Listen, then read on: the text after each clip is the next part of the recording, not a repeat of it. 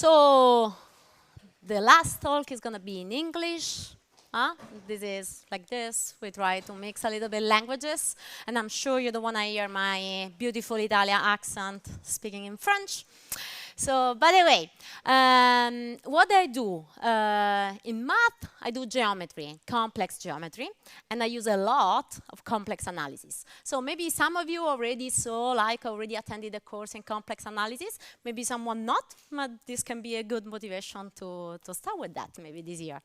Okay, so today what I want to do, I want to talk about complex analysis, but also like about a problem in real life, let's say, that can be modeled and studied using these analytic tools, okay? So let's start. So we consider a fluid, so let's say water, but with like some properties. So an irrotational,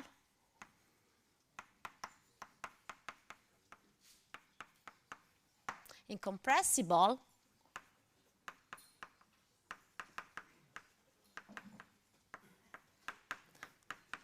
fluid flowing in omega, so where omega is a domain in R2 that can be identified with C, the complex plane, and this domain is not like a generic one, is a simply connected domain. Simply connected domain. So what does it mean? Let's talk a little bit, let's use a little bit of topology. It means that the first fundamental group is 0, or otherwise, we can say that a domain is simply connected if any loop can be deformed to a point. Deformed to a point. So let's see some example. So as you can imagine, the disk, so here we have the disk. This is simply connected. Why? Because if I take any loop in here, inside, it can be contracted, it can be deformed to a point. So here we are happy, happy-s. And an example that we don't like is the annulus. Why we don't like that? Well, because if you take this loop, then this cannot be contracted to a point, right? Because we go outside the domain. So this is not okay for us. Okay, by the way, we consider this domain, as I said, in R2 can be identified with the complex plane, and the identification is what you are thinking about. So I take a couple, x, y, and this can be identified with the complex number z, that is x plus iy. So real plus I imaginary part, okay? This is what you are used to see. Okay, so now we have this fluid with a lot of nice properties, like we want it to be perfect in a sense, and we would like to understand it, like how is the shape, right? In omega. Okay, so the goal is to understand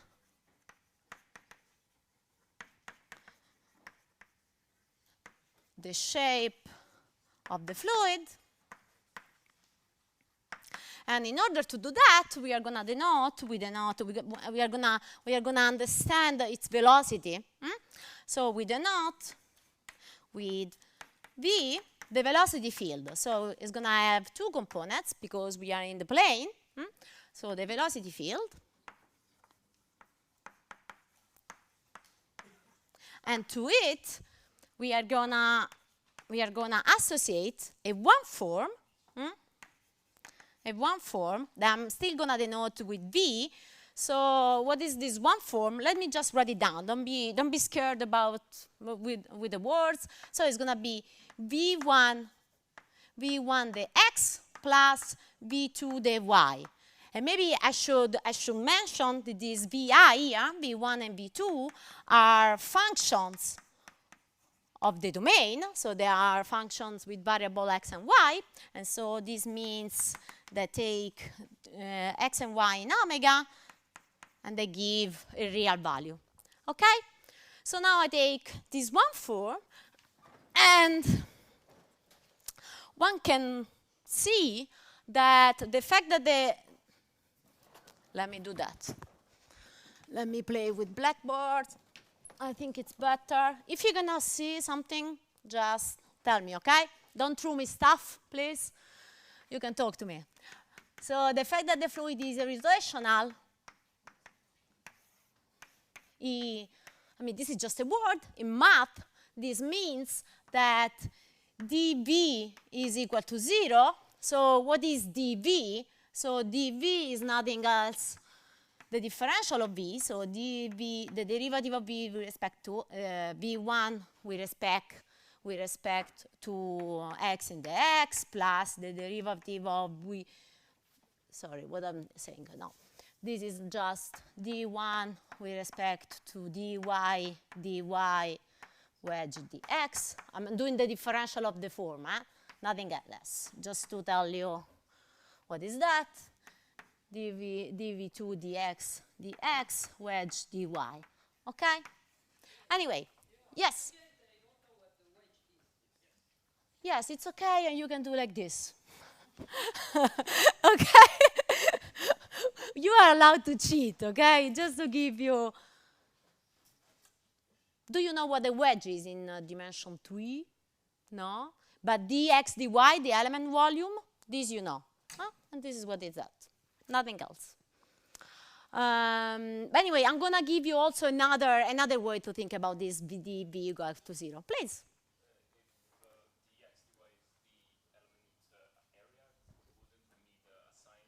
Yeah, sure. So this is the orientation. So this is the positive, and this is minus dx.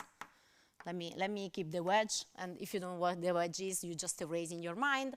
So when the wedge is alternating, so when you permute, you got a minus sign. Does this answer?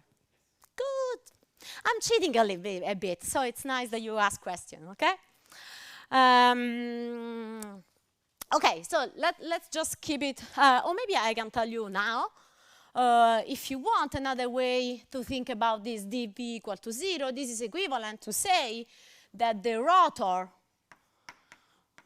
of the field V is equal to 0. Okay? So if you like more this kind of expression, maybe someone can say, but the rotor is defined just for things with 3 components. Well, in this case, you can think of V as V1, V2, and 0. Very good. We can always embed R2 in R3. Very good. Okay, so this is for the irrotational part. But then the fact, I mean, all I want to say with this dv equal to 0 is that since the domain is simply connected, I mean, if you didn't do that, it's fine. But if you know, maybe it's nice to see how you will use also the topology of the domain.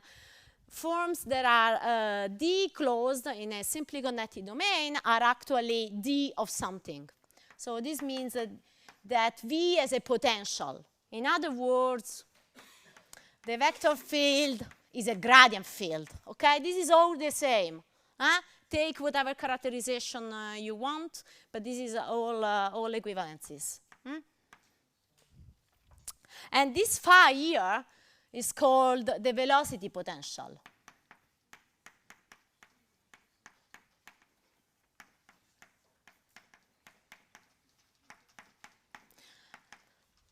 Okay, about this last bit.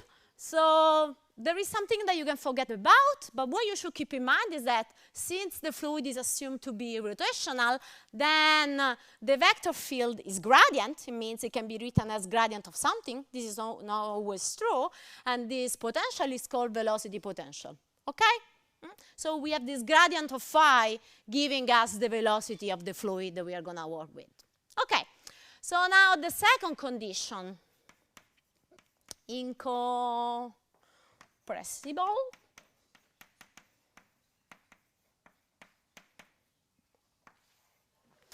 Okay, so this is gonna tell us in math word. So I'm gonna give you the 2 descriptions, the one with analysis that I like a lot, the one with like a little bit more physics. Maybe you like more, I don't know.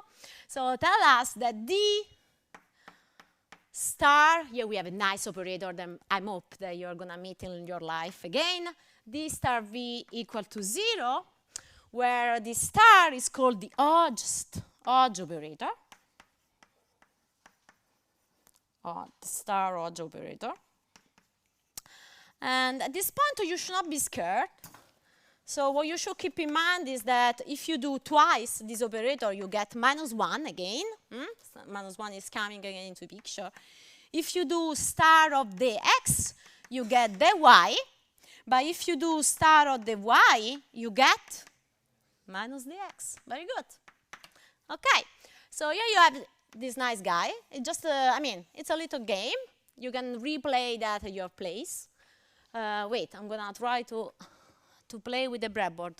So what's that? This is T1. Very good. Okay. And again, the characterization of this is that d star of v equal to 0 means nothing else than the divergence of the velocity field is equal to 0. Okay? It's really the same. Actually, we are gonna compute it, okay? Just to prove this to you. Okay, let's do that. So what's this? D star V. So D of what's star V? So V was V1 dx, so it means V1 dy. And then it's minus V2 dx. And this was equal to 0. Do you agree with that? And then now let's do the D, the differential.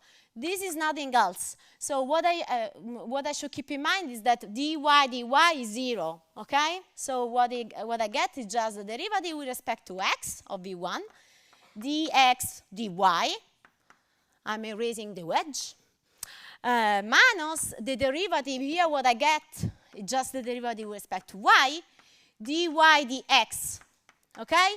And now I say that if I want to change the order, I have to change sign. So let's do that. I put plus, but this is the x dy equal to 0, and this is if and only if dy dx plus dv2 dv1 dx dv2 dy dx dy is equal to 0. And this is if and only if this guy here, the coefficient, is equal to 0. But this is nothing else than the divergence of V, right? Because the divergence of a field is just the gradient scalar of the field. There is nothing else this. So I'm not cheating at this point. Okay, so, but again, what this condition it tells me, so like it's very similar to what I wrote here, using the fact that P1 of omega is 0, so the domain is simply connected. You see, we are going to use a lot the topology of the domain. We got that star V is gradient of something. So star V is d of psi, okay? But now we don't like this star V. We would like to understand V, right? So let's apply star both sides. So what you get is that V is equal to, so minus V, because you got star square that is equal to -1, is equal to star d psi. And this means that V is equal to minus star d psi. Okay? And d psi here is also, as a name, as phi, capital Phi, is called the stream potential. So now, I can definitely, I mean, you can definitely understand why phi is called the velocity potential, because it's the gradient of the field potential. Don't ask me why this is called the stream potential, okay? I don't know. But it's called like this. Okay, so now we found a couple of things. We are not gonna put all together right now. Okay, so what do we have? Let me put that in green, and then we are gonna do that in the new breadboard. We have these two conditions, dv and d star v equal to 0. And we have these other two conditions. So let me put it in green, as I said, v equal to d phi, and at the same time, v is equal to minus star d psi. So let me put T1 very, very high. And then I'm going to put T2 a little bit higher. And then I have space in here. OK, yes, I have space. OK?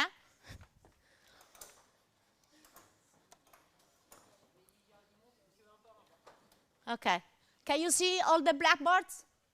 Yes? OK. So now we are planning again. So again, what do we have? We have d phi equal to v equal to minus star d psi, okay, from one side. And then you have that, let me write it here. And then you have that dv equal to 0 equal to d star b.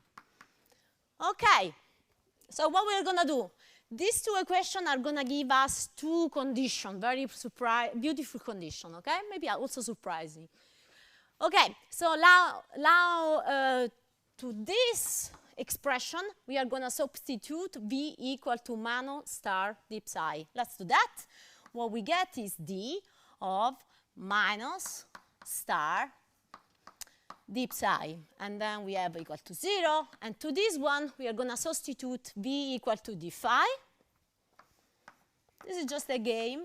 You can just write without thinking and then go back home and think a little bit again to that, or otherwise just look at that. OK, we have this expression. And then, of course, minus something equal to 0. We can forget about the sign.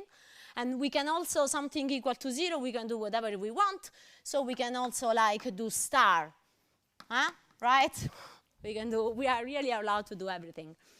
And now, what I really would like you to check at home is that this guy here, this new operator, star d, is nothing else than the Laplacian.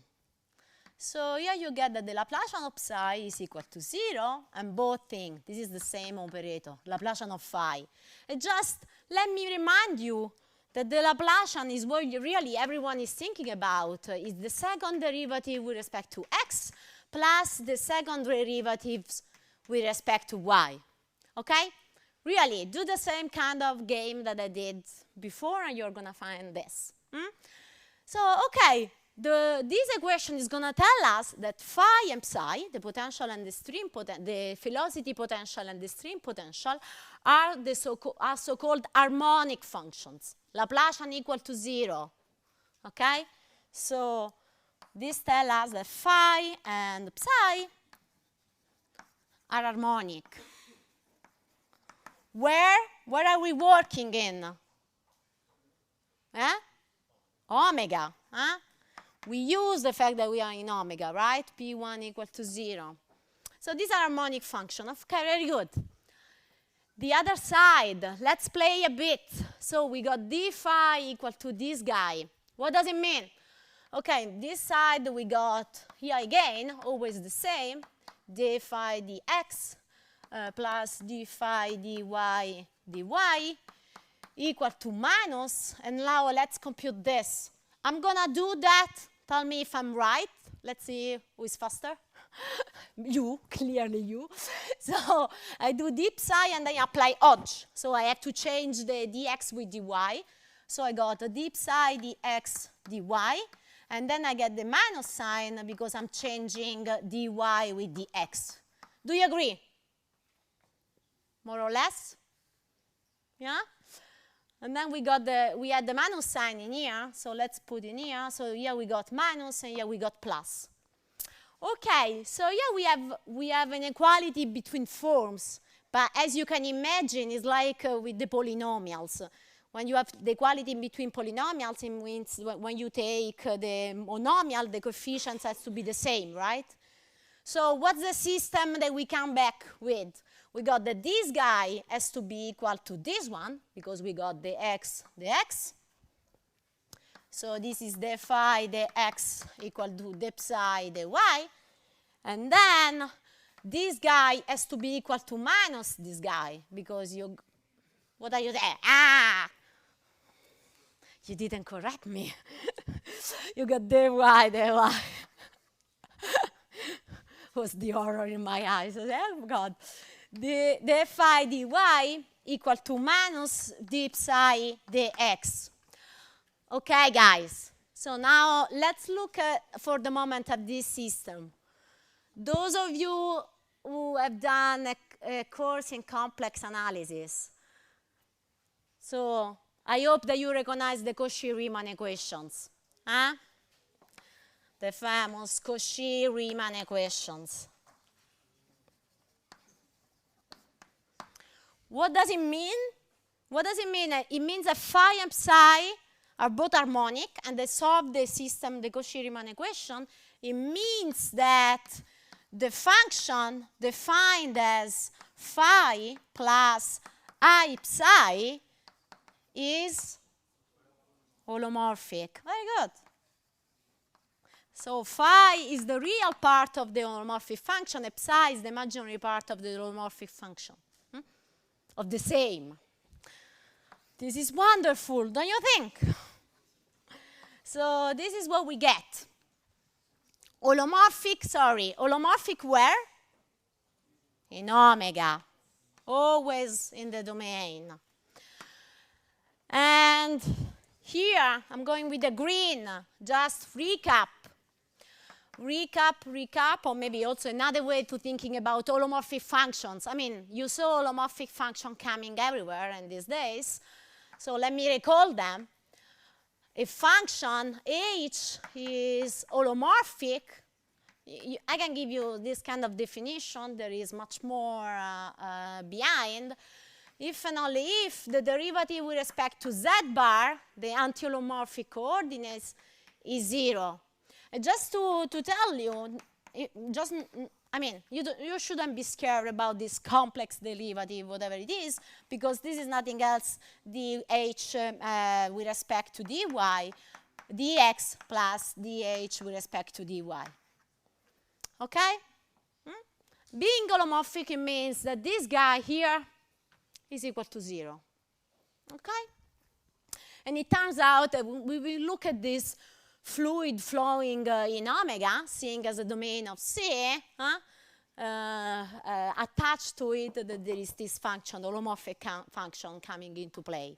Okay, so now let's see how we can understand. As I say to you, let's come back to the problem. We got this fluid in omega, we want to understand the shape, hence we want to understand, for example, to start with, the velocity, v. You remember? This is what we started with. So let's do that. Now let's play with the blackboard again. I'm going to put this there. This here. And this was T2, it go up. No, this was T3. Yes. Okay, very good. Questions? You can use me erasing the blackboard to ask questions.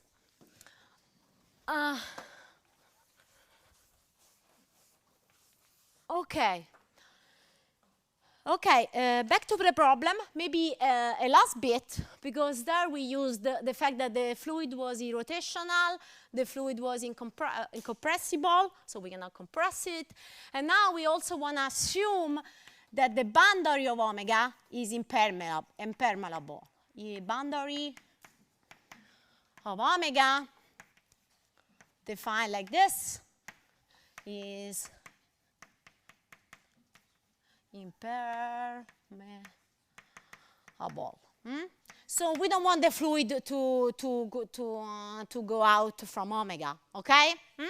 And this assumption means that the normal component of the velocity, v2, has to be equal to 0 at the boundary.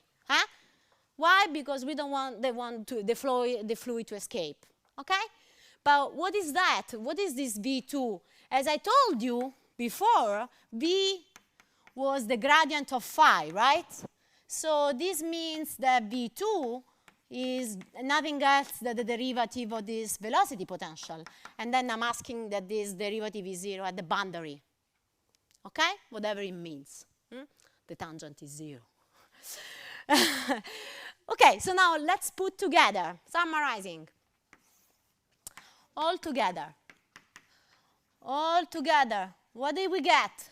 We got that V is the gradient of phi, and phi is such that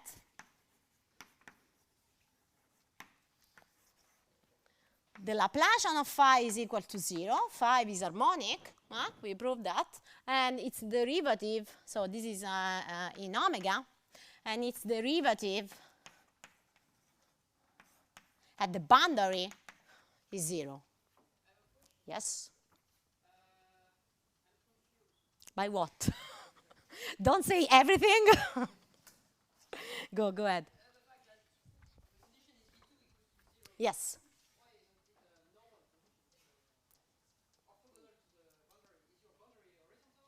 No, but you on the, I mean, whatever. Yes, I understand your point, but let's say that in order for you can take here the normal derivative, but just to choose a direction to fix it.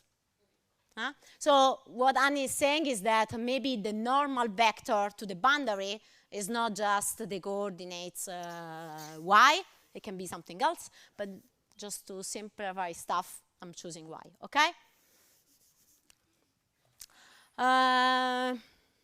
It's going to be helpful later on.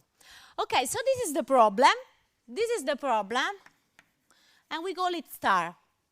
So what's this? This is a second order equation, right? Because we had the two derivatives. It's much simpler than the equation that we saw. There is no derivative in time or whatever. It's just the Laplacian. But then we have a boundary condition. Okay? So this is our problem that I call star. And then the goal is find the solution of star.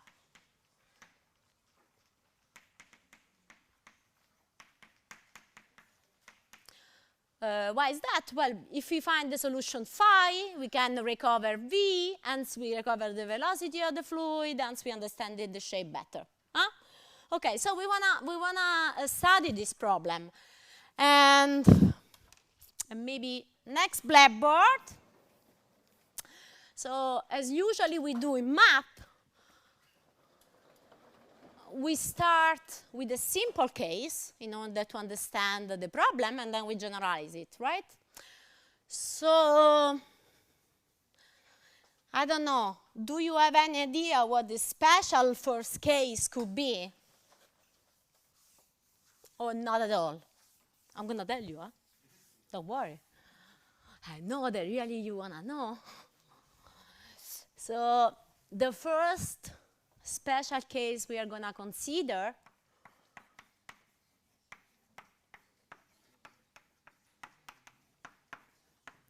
for a special case, I'm going to tell you why special, like in a moment, is when the domain is equal to the complex half plane. So this is H. Well, nice to meet you, H. So this is the complex number. You have to have fun in math. We'll say that we don't. So such that the real part is strictly positive, okay?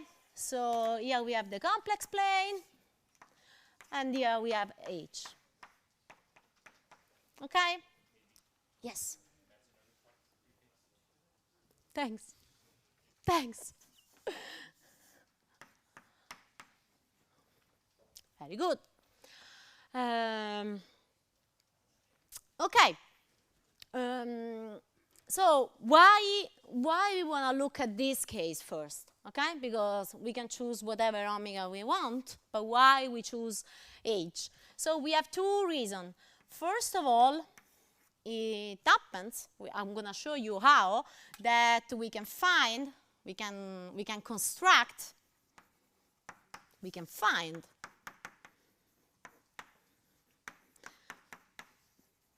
an explicit solution I'm going to call it phi 0, okay, to the problem star, okay, that I'm going to remind you is Laplacian equal to 0 in H and derivative equal to 0 at the boundary. Okay? And the second reason that actually this is the real reason why that makes somehow H very, very special. It's a beautiful and important, fundamental, add whatever nice adjective you want, is because of the Riemann mapping theorem.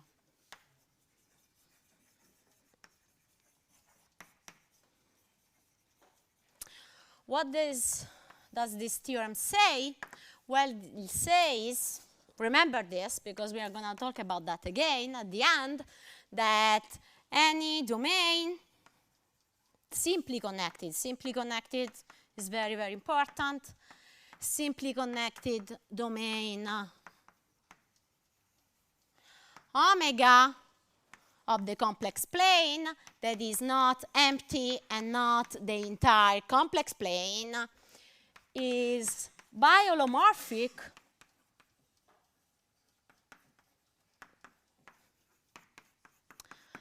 to the complex half plane.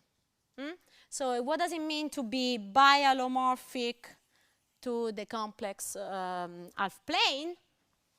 It means that there exists f, a function mapping omega to h, and f is biholomorphic. Biholomorphic, where biholomorphic means that f is holomorphic, and then of course bi means that the inverse is holomorphic as well. Okay, so f minus 1 is holomorphic as well. Okay, this is also an isomorphism in between, so they are really the same somehow. Okay, every instruction in here, if you understand the structure in here, can be pulled back to the domain, the initial domain. Okay, so understanding h is going to be very, very important. Understanding phi on h is going to be important to understand phi on omega. Why is that? Let me tell you now. Why is that? Let me play with these guys. Yes. No. Yes.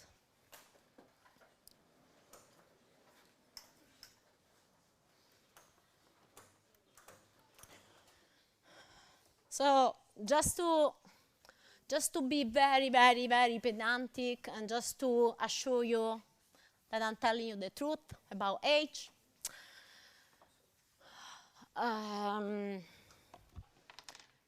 So the goal, what's important, the important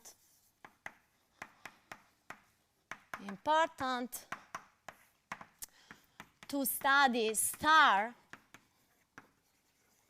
in H. And why is that? Because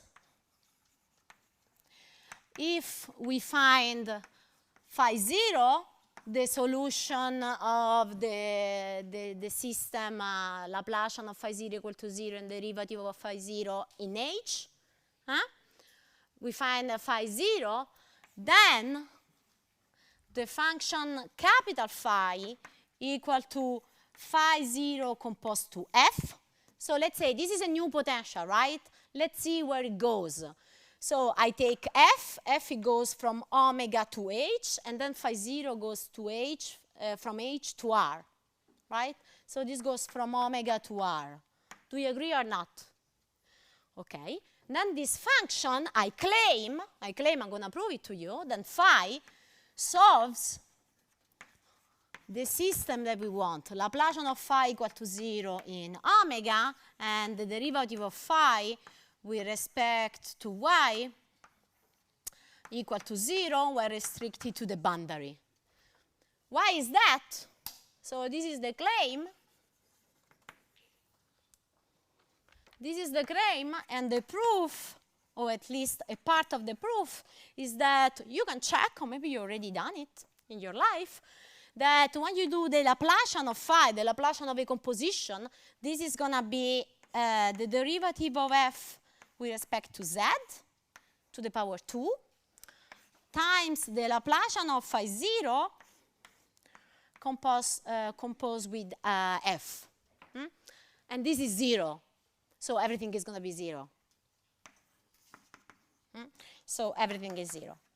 And in a similar way, you can check also that since f factually is conformal, whatever it means, in similar way, you can check that the derivative of phi in omega, whereas t to the boundary is equal to 0, okay? Because the angles are conserved somehow.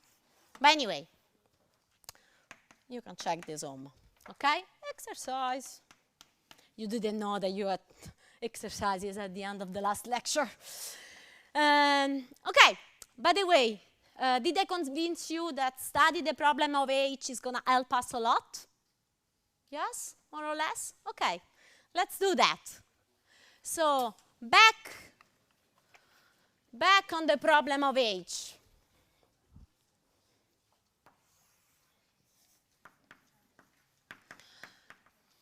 Back on H. Here we are. What's the problem that we are studying?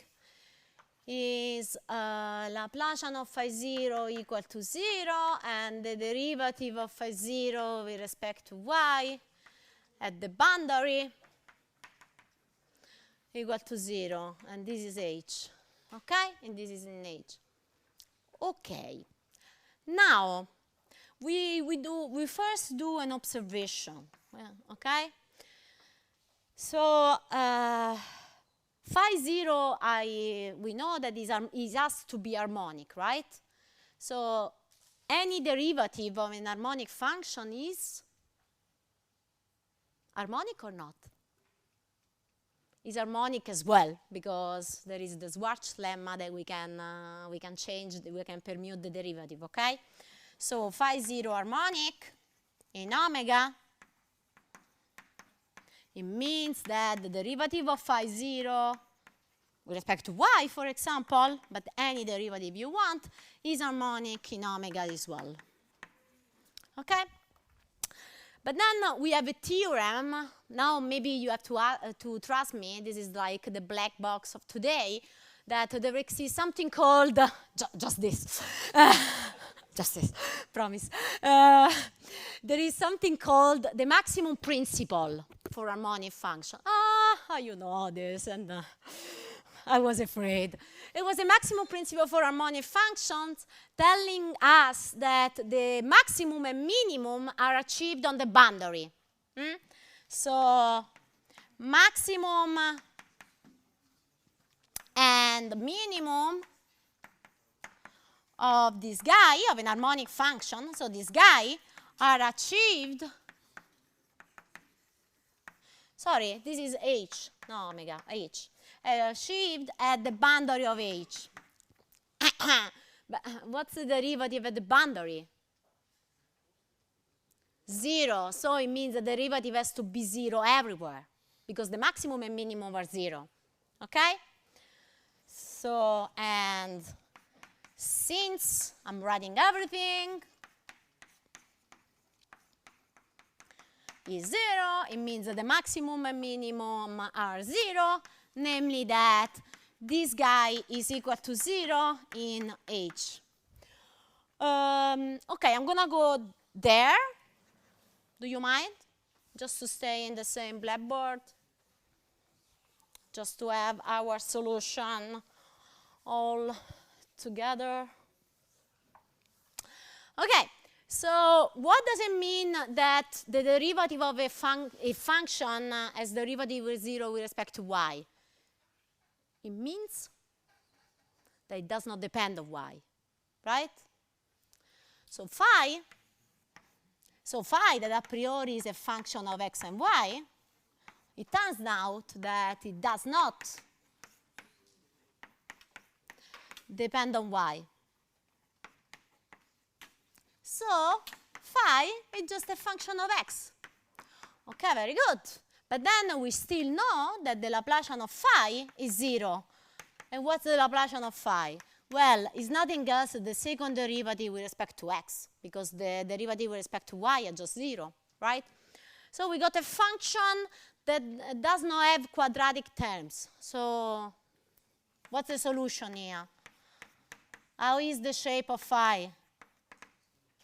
It should be what? Can I take x squared? No. Can I take x? 3x. 1,000 of x. So the solution is lambda x. So it's a family of solution with lambda is a real parameter. Okay?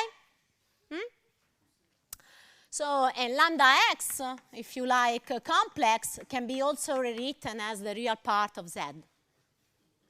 Okay, so as I promised, so sorry, this was phi 0 every time, because it was the solution of h on h.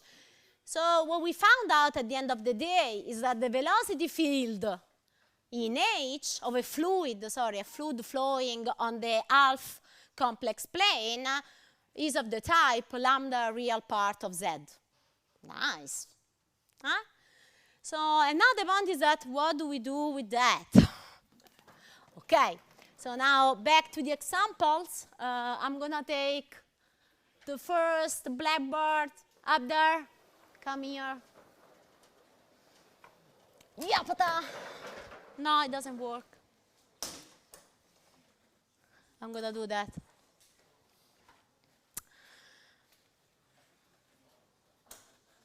Okay.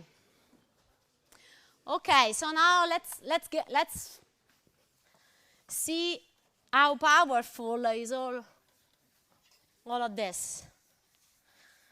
So the first example I'm going to give you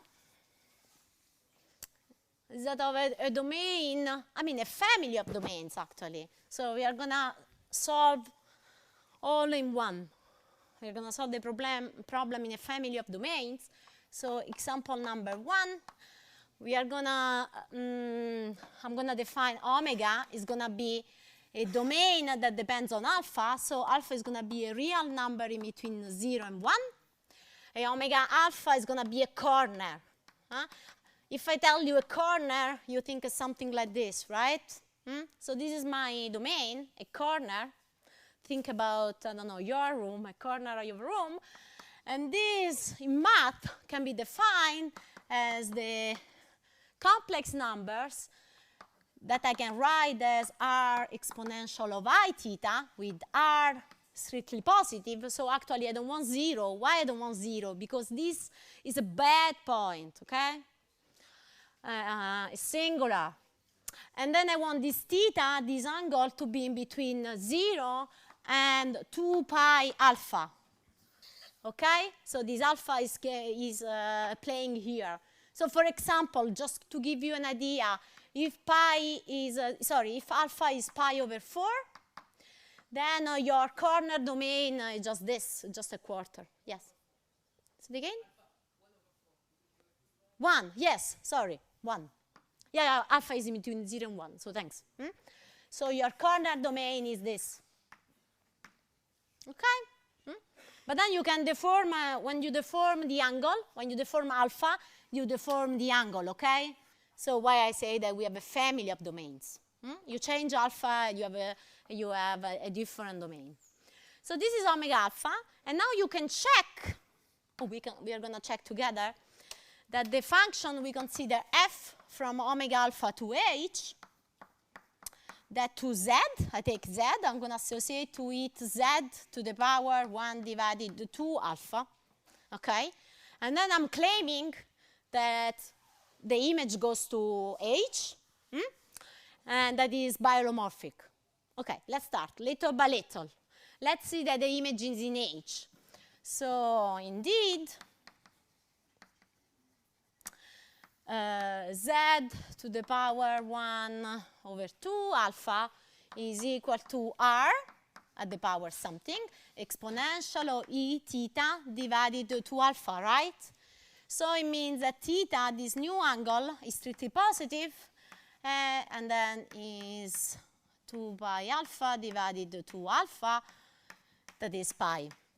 Okay? So here we got our theta that is in between 0 and pi. So we got h. Okay? First thing. And then we got the f is holomorphic because if you do the f over the z bar, this is 0. You don't have any z bar here, or maybe I should say because z equal to 0 is not in the domain. And then f minus 1 from h to omega alpha, what is that? I take z, I take w, let's change variable, and then I'm gonna consider w to the power 2 alpha. Okay? This is gonna be the inverse, and then inverse is holomorphic as well. Huh? Okay. So you have this, and now what can you do? Again, look at this. We want to find this phi, remember? The phi on the domain omega alpha. Now you know phi 0. You also know the expression of f, the biholomorphism between the two. So then from this, you can recover the phi defined as, let's say, phi alpha. Huh? So this is going to be f alpha, depend on this alpha here. Phi 0 composed with phi alpha solves the problem Laplacian equal to 0 in omega alpha and derivative equal to 0 at the boundary. Okay? And why is that? This is something that we proved above. About the fact that the Laplacian is considered to be 0, also the derivative, the normal derivative is considered to be 0. But now let's write that. We know the expression. Phi alpha was z. Phi 0, what was? It was lambda, the real part of the variable. But the variable now is f alpha of z, right? So this is nothing else than lambda, the real part of z to the power 1 divided 2 alpha. Not bad. So we recovered the velocity field of all these domains. Okay, I should speed up, because otherwise I'm not telling you about the aircraft wing. But this is our second example. The same circle of ideas.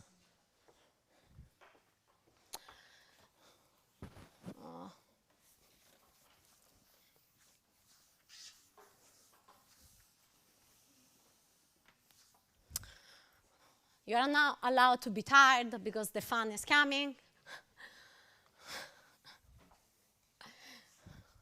It's not me, it's a theater. Okay.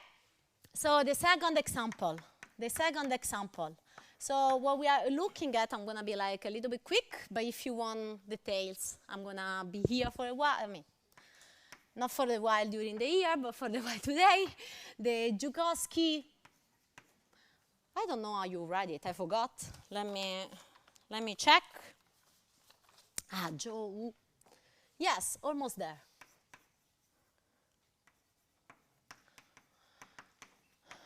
Transformation. So now we start with the map, okay? And then we are going to study it. This map, you can Google it. It's very famous. I mean, there are several forms, but I'm going to give you a nice one, just because it's very useful for our purposes. It's 1 over n½ z plus 1 over z. Okay? This is the Jogos transformation. And what you can check, not with me because it's late, is that if you take the image of the unit circle, so the complex numbers with absolute values equal to 1, this is equal to the segment minus 1, 1 covered twice. So you go here, you go from minus 1 to 1 and back. You cover it twice. If you look at C minus the unit disk, the closure of the unit disk, then this is equal to C minus 1, 1. And this is a biholomorphism there. Okay? So you can check these two properties. And so here you have F. So here you have F from this domain. This is unbounded domain. Well, we don't mind. And this. Okay. So now study the problem for phi. Let's say phi 1 in here. It's very simple. Is equal to 1 in C minus 1, 1. And the derivative of this equal to 0 when strictly at the boundary, at the interval, is easy. And then it turns out, is as before, then this guy is just, again, lambda, the real part of Z. Is as before. It's very simple. So it means that we can understand the flow of a fluid outside the disk. So it means that phi is equal to, again, phi 1 composed with F, the Jogos transformation. And so it means that F, lambda, the real part of F of Z, that you can compute to be 1/2, and then you get Z squared plus 1 divided Z squared, real part of Z. Okay, whatever it is. So what I want you to tell you that with this game, this idea, and using the Jogos transformation, you can understand the shape of a fluid flowing outside the unit disk. Okay? This is going to be the shape. And you do exactly as I did, not differently. So, but why do we like so much this kind of transformation? Well, it turns out, now I'm going to use just the ends. It turns out that you take the image of a so now we really look at a special special configuration, because the circle was the unit, so centered at the original radius 1, and the disk, of course, was like the interior of the circle, so it was the unit disk. Here now we are translating and doing homotopy, so we are multiplying the radius. So we are considering what I called CA0R. So this is here. So here the complex plane, and A0 is this one, and R is this one, okay? So it's a circle of center is 0 and radius 1.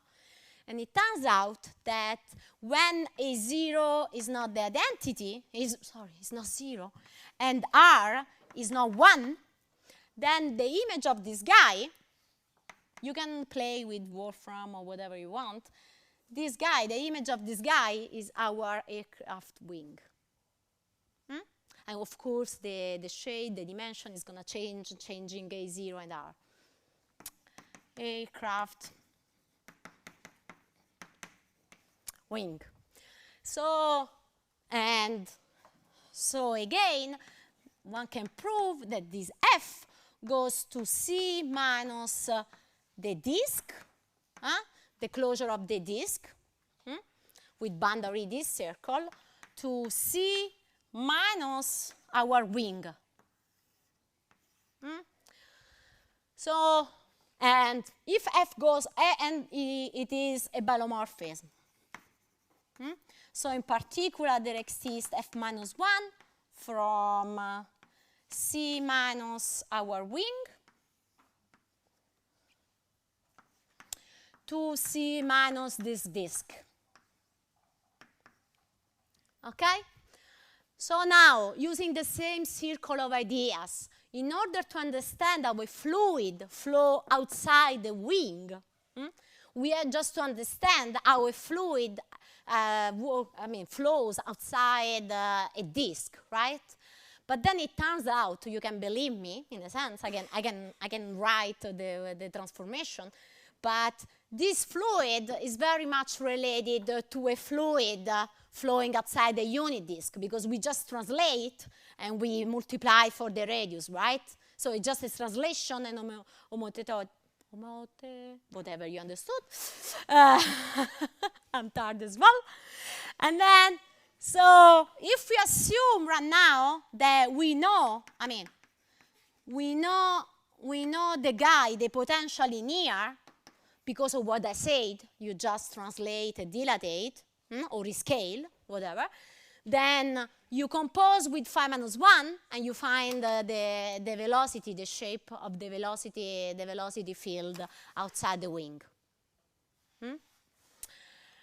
And this is all I want to say to you. If you want any details, I'm going to be happy to give you. But let's say that for today, that's enough. Thanks a lot.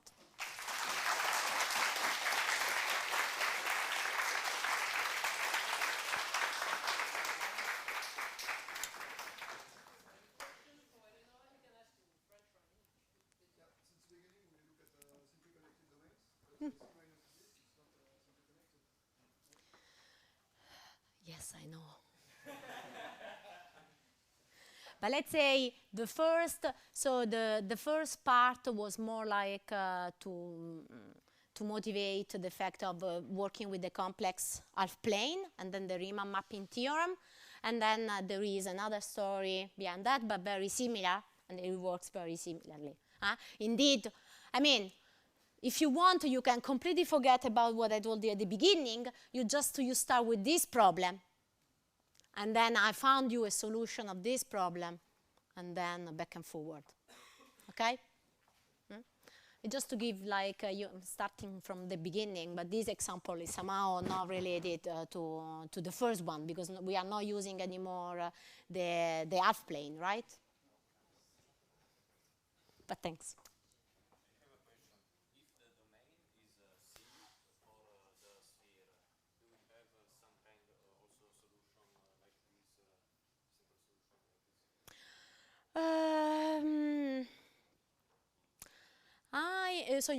So for example, you follow up C, but in this case, I mean, if you have just C, I guess with this condition at the boundary, I mean, there is no boundary condition in C. So you have another type of problem. So you have just this, and these are the harmonic function in C, but then there are too many. Exactly, you should ask for a boundary condition, let's say for asymptotic behavior infinity, but then it's I mean, it depends on the problem then.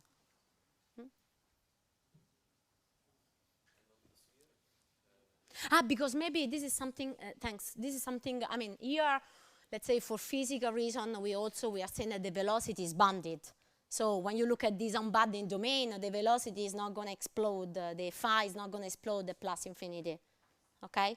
When the absolute values of z is plus infinity.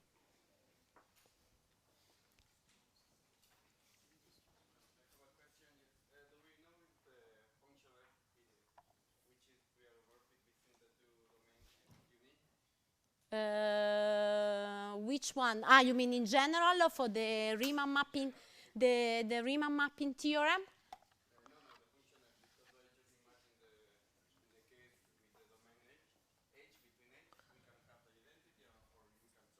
Yes, yes, sure. You can do z minus, you can do the symmetry. This is what you have in mind, right?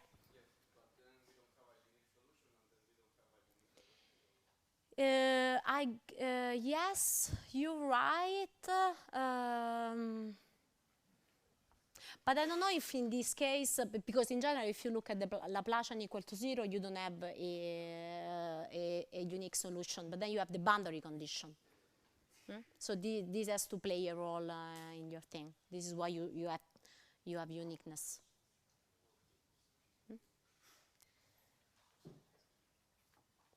Other questions? Yes. Is there a way to determine the lambda? I don't know. I don't know. So the question is about lambda. Do we have any assumption of this? I don't know. Maybe it depends if you add other assumption on the fluid, maybe. I mean, if you look just at the equation, the math point of view, you can choose whatever you want, as I describe it.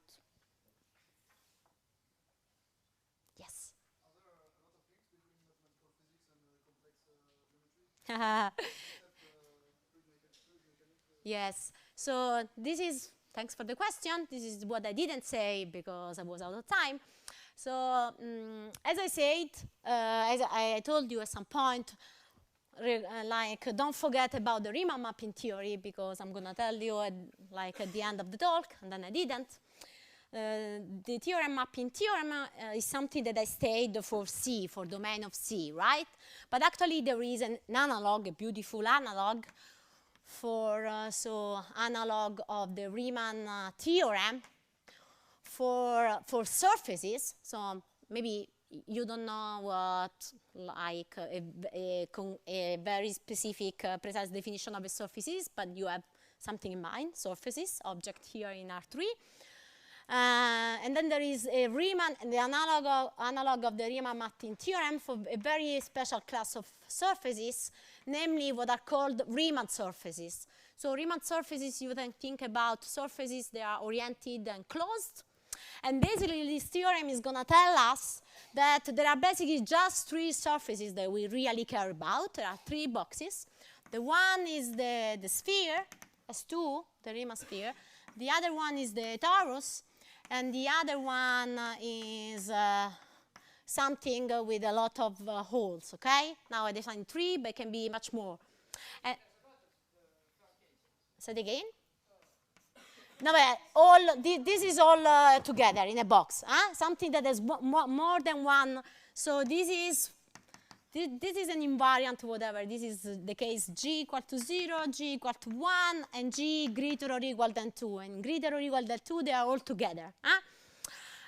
And the point, this is in real dimension 2, hence complex dimension 1. So what I do in life is to generalize, to study this kind of theorem, this classification in complex dimension, general complex dimension, any complex dimension. And for example, for special complex dimension, for example, I don't know, 3, this is very related to something in theoretical physics called string theory.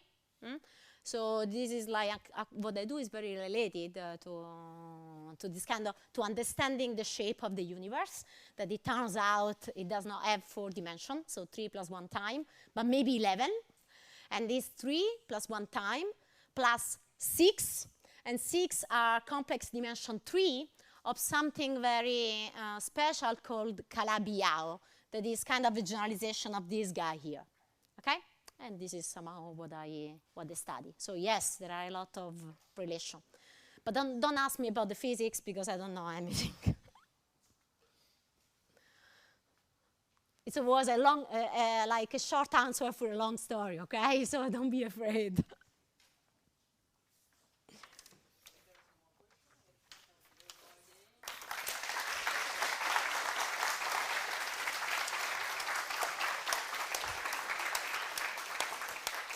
Should we thank you? Should we thank these guys that organized everything for you guys? Maybe yes, right?